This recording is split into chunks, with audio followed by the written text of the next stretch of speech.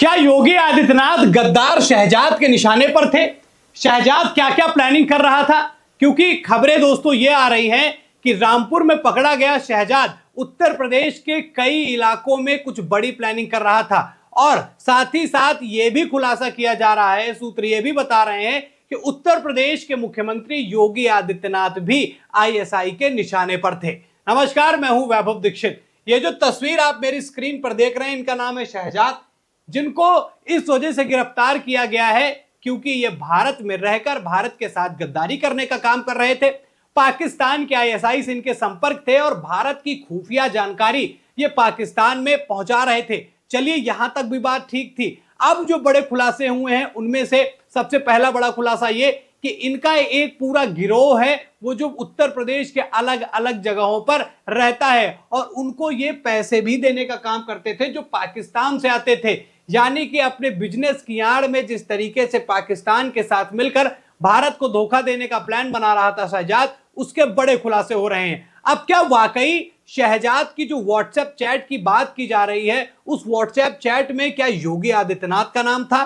क्या उसमें आरएसएस का भी नाम था? और साथ ही साथ अयोध्या में बने प्रभु श्री राम मंदिर का भी जिक्र किया गया। चलिए, इस रिपोर्ट में मैं आपको बताता हूं कि सूत्र क्या कह रहे हैं कि शहजाद के व्हाट्सएप चैट से क्या क्या मिला है। सबसे पहले जो सूत्र ये दावा करते हैं कि शहजाद की जो व्हाट्सएप चैट थी, जो कि आईएसआई के एजेंट से बात करते हुए पाई गई है, हालांकि इसकी आधिकारिक पुष्टि अभी किसी तरीके की नहीं है, पर जो खबरें आ रही हैं उसमें यह बताया जा रहा है कि योगी, आरएसएस और राम मंदिर जो है उसकी भी चर्चा इनके व्हाट्सएप चैट पर पाई गई है। साथ ही साथ इन्होंने अपने आसपास रहने वाले कई लोगों की जानकारी भी पाकिस्तान तक पहुंचाने का काम किया। और उस चैट में यह भी खुलासा हुआ है कि वो जो है सैन्य छावनी और रेलवे प्रतिष्ठानों को टारगेट कर रहे थे, यानी कि रेलवेज और सैनिकों को हमारे टारगेट करने का इनका प्लान था।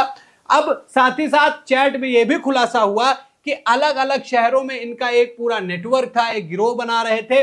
वहां पर ये कैसे पैसा भेजेंगे, क्या होगा, सारी जानकारी उस चैट में मौजूद है, ऐसा कहा जा रहा है। लेकिन जो अभी तक इस चीज को लेकर कोई आधिकारिक बयान तो नहीं आया, पर शहजाद पर जो शक जताया जा रहा था उसकी पुष्टि इसने खुद कर दी है। इसने पहले तो नाना नाना किया कि नहीं भैया मैंने कुछ नहीं किया, लेकिन जब थोड़ा सा दबाव पड़ा और जब चैट सामने निकल कर आई तो इन्होंने अपना जुल्म कबूल किया है कि इनके संबंध जो है वो पाकिस्तान से हैं और ये बिजनेस की आड़ में भारत को धोखा देने का काम कर रहे थे। अब वहां से कॉस्मेटिक का सामान लेने भले ही जाते थे, आदान प्रदान करते थे, आयात निर्यात करते थे, लेकिन देश के साथ गद्दारी वाले मामले की भी बात इन्होंने कबूल ली है। साथ ही साथ अब ये जो फंसाते थे, अपना नेटवर्क जो बनाते थे, उसमें क्या करते थे कि ये पैसों का लालच देता था। पैसों का लालच देकर, लोगों को मोटी रकम का लालच देकर लोगों को कहता था कि आओ जुड़ो और एक नेटवर्क बनाते हैं और उस नेटवर्क के तहत जो आईएसआई जो प्लान करेगा उसको एग्जीक्यूट करने का काम करेंगे। लेकिन समय रहते ही उत्तर प्रदेश में शहजाद को गिरफ्तार कर लिया गया है।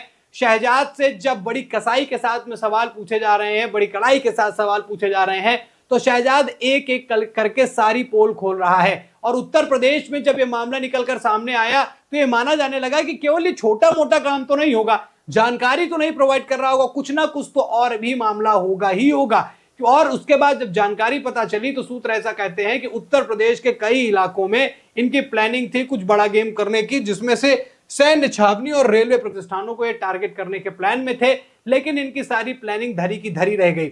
अभी जब ज्योति मल्होत्रा का जब नाम सुना होगा आपने कि वो भी देश के साथ गद्दारी करने का काम कर रहे यूट्यूबर है, उनके साथ में भी एक कॉमन चीज निकलकर सामने आई कि उत्तर प्रदेश के बड़े दौरे किए इन्होंने। भैया कहीं पहुंच रही है वाराणसी में 6 महीने में 3 बार, कहीं अयोध्या, कहीं तमाम जगहों पर वो जा रही हैं। उससे शक बढ़ा कि क्या वाकई शहजाद भी ऐसा कर सकता है। और अब इन्होंने इस बात को कबूला है कि इनकी प्लानिंग जो है उत्तर प्रदेश के अलग अलग कोनों में थी, लोगों को इकट्ठा करने की, लोगों को जोड़ने की।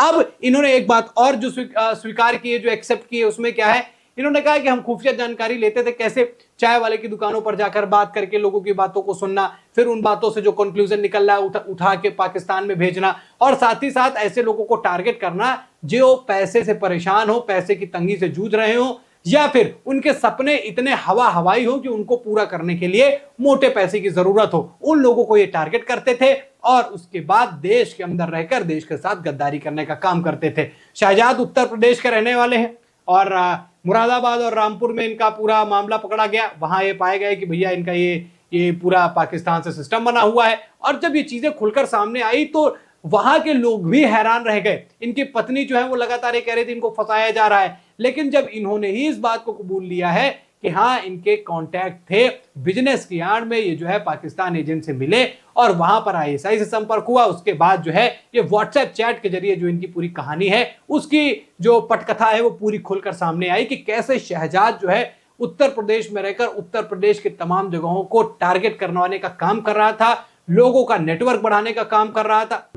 देखिए ये सवाल तो उठता है कि वाकई ऐसा क्यों हो रहा है कि देश के अंदर रहने वाले लोग इस तरीके की हरकतें कर रहे हैं, क्यों इनका पाकिस्तान के प्रति प्रेम उजागर हो रहा है। लगातार एक के बाद एक नाम निकलकर सामने आए, 11 नाम अभी मैंने पहले एक रिपोर्ट में भी आपको बताए थे कि 11 नाम जो है वो सामने निकल कर आए हैं, जिसमें अब शहजाद का भी नाम शामिल है। और शहजाद ने जो बातें बोली हैं, शहजाद ने जो पोल खोली है वो वाकई हैरान कर देने वाली है। उत्तर प्रदेश के मुख्यमंत्री योगी आदित्यनाथ, आरएसएस और राम मंदिर का जिक्र अगर वाकई चैट में किया गया है तो सुरक्षा व्यवस्थाओं को और दुरुस्त करने की आवश्यकता होगी, क्योंकि अभी तो 11 नाम सामने निकल कर आए हैं। ना जाने कितने ऐसे लोग हैं अभी अभी इन्होंने किसी का नाम नहीं कबूला है, पर इनके फोन और चैट से पता करा जा रहा है कि किस किस से साथ में कांटेक्ट में थे, किससे इनके संपर्क थे, क्या बातचीत हो रही थी, वो सारे खुलासे भी होंगे। लेकिन अब आपको भी सतर्क रहने की जरूरत है। आपको भी ऐसे संदिग्धों पर शक होता है, तुरंत जाइए शिकायत कीजिए, क्योंकि ये ऐसे लोग हैं जो हमारे आसपास रह रहे हैं, जिन पर हमें यकीन भी नहीं होगा कि ये ऐसा कर सकते हैं,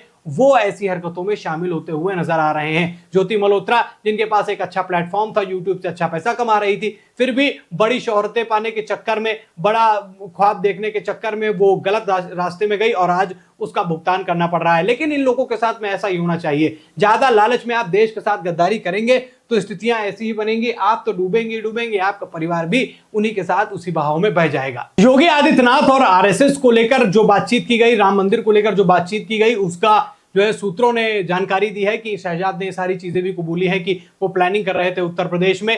क्या कहना चाहेंगे ऐसे गद्दारों के बारे में और इन गद्दारों को क्या सजा देनी चाहिए, कमेंट करके अपनी राय जरूर बताइएगा। दोस्तों खबर में इतना ही, वीडियो को लाइक और शेयर कीजिए, चैनल पर नए हैं तो चैनल को जरूर सब्सक्राइब कीजिए। फिर मिलते हैं नई खबर में, तब तक के लिए धन्यवाद।